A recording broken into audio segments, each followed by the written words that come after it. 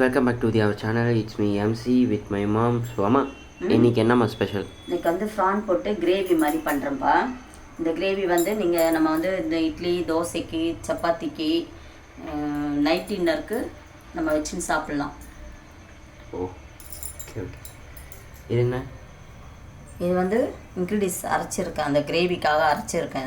இதில் வந்து இஞ்சி பூண்டு 2 முந்திரி மிளகு சோம்பு, அதுக்கப்புறம் வந்து கொஞ்சோண்டு ஒரு 2 வெங்காயம் 2 தக்காளி ஒரே ஒரு பச்சை மிளகாய் வச்சு கசகசா வச்சு அரைச்சிருக்கேன்.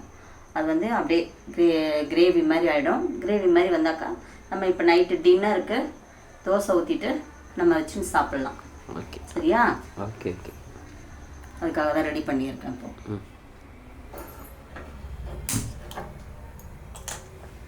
இது வந்து மண்சட்டியில் தான் செய்கிறேன்.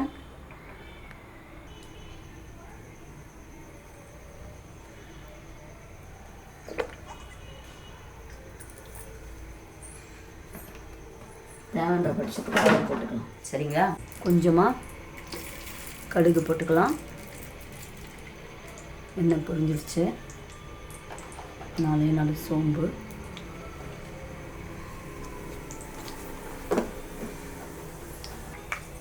இது சேர்ந்த உடனே கருவேப்பிலை போட்டுக்கலாம். தெரிஞ்ச உடனே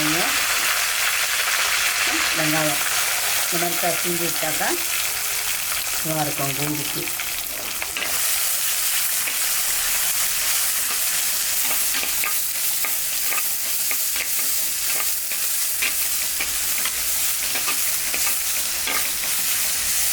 கொஞ்சம் உப்பு போட்டுக்கலாம்.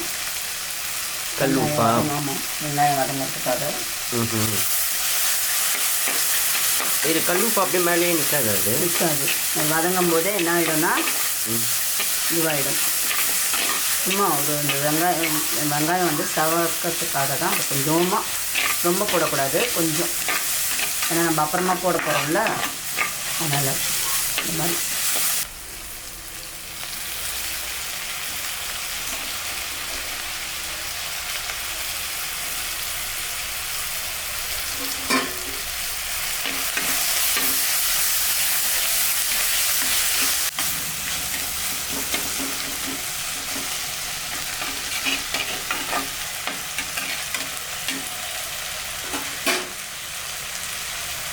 இதுக்குள்ள ஒரு 1/4 ஸ்பூன் போட்டுக்கலாம்.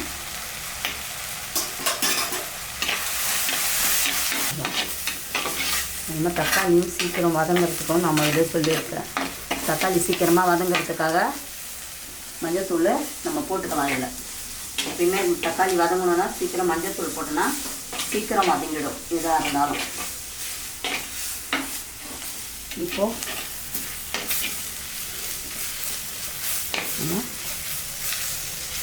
வந்து நம்ம அதில் போட்டுக்கலாம்.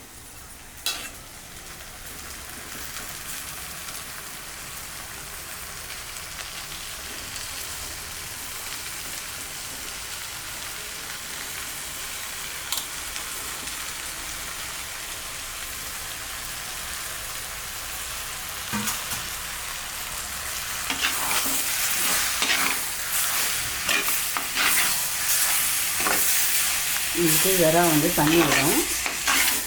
சரிங்களா? நல்லா தண்ணி விட்டுடும்.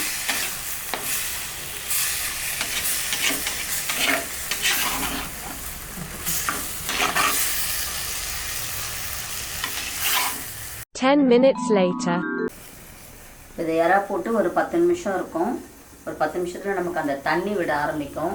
தண்ணி விட ஆரம்பித்ததுக்கப்புறம் நம்ம நல்லா அந்த எறா வந்து நம்மளுக்கு நல்லா சுருண்டு வரும். சுருண்டு வந்ததுக்கப்புறமா நம்ம என்ன பண்ணணும்னா, இது பாருங்கள், தண்ணி எவ்வளோ தண்ணி விடுது பார்த்தீங்களா? தண்ணி எறால் தண்ணி விட்டுட்டோம். அது தெரியும் தான், எறால் வந்து தண்ணி அதிகமாக விடும் தான். எறா, கடம்பா, சொரா இதெல்லாம் வந்து தன்னாலே தண்ணி விடுற ஒரு தன்மை இருக்கிற பொருள் இதெல்லாம். இப்போ இதில் கொஞ்சமாக நம்ம வீட்டு மிளகாத்தூள் கொஞ்சம் போட்டுக்கலாம். ஏன்னா நான் அதில் வந்து பச்சை மிளகாலாம் போட்டு அரைச்சிருக்கிறதுனால கொஞ்சம் தான் பச்சை மிளகா, ரொம்ப போடலை. பச்சை மிளகா ஒரே பச்சை மிளகா போட்டு நான் அரைச்சிருக்கேன். வாசனையாக இருக்கும் அதுக்காக.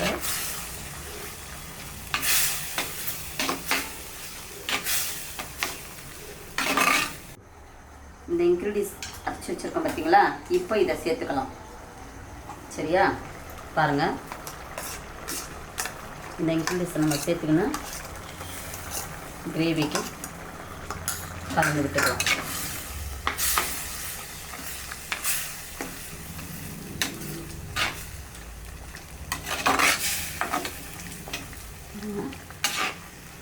எவ்வளோ ஒரு இது வந்துடுச்சு பார்த்தீங்களா? கொஞ்சம் கருவேப்பிலை கொஞ்சம் போட்டுக்கலாம்.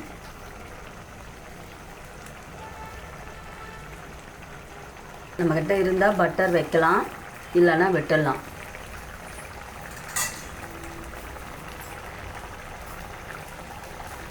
ஒரு நல்ல ஒரு புதிய நிலைமைக்கு வந்திருக்கு. ஓரத்துலலாம் எண்ணெய் பிரிஞ்சு வர நேரத்தில் நம்ம ஒரு திருப்பி விட்டுக்கலாம். இந்த அடி பிடிக்கக்கூடாது. இறாவும் ரொம்ப நேரம் வெந்துருச்சுனாலும் ரப்பர் மாதிரி ஆகிடும். சரிங்களா? என் பையனை கொஞ்சோண்டு டேஸ்ட் பார்க்க சொல்கிறேன். கிரேவி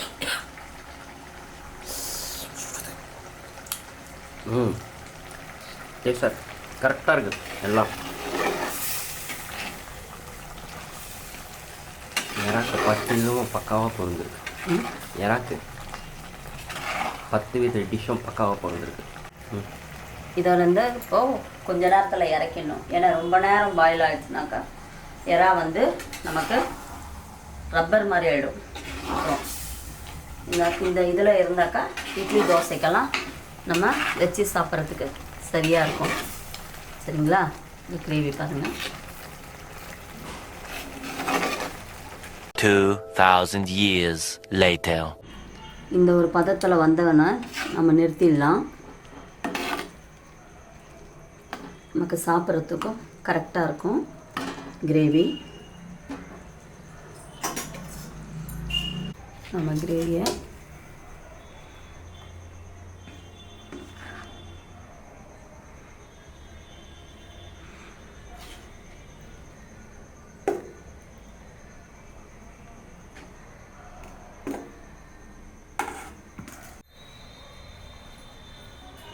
ஃப்ரெண்ட்ஸ், என்னோட இந்த விலாக் உங்களுக்கு பிடிச்சிருந்தா எனக்கு லைக் பண்ணுங்கள், ஷேர் பண்ணுங்கள், சப்ஸ்கிரைபர் பண்ணுங்கள். Thank you friends.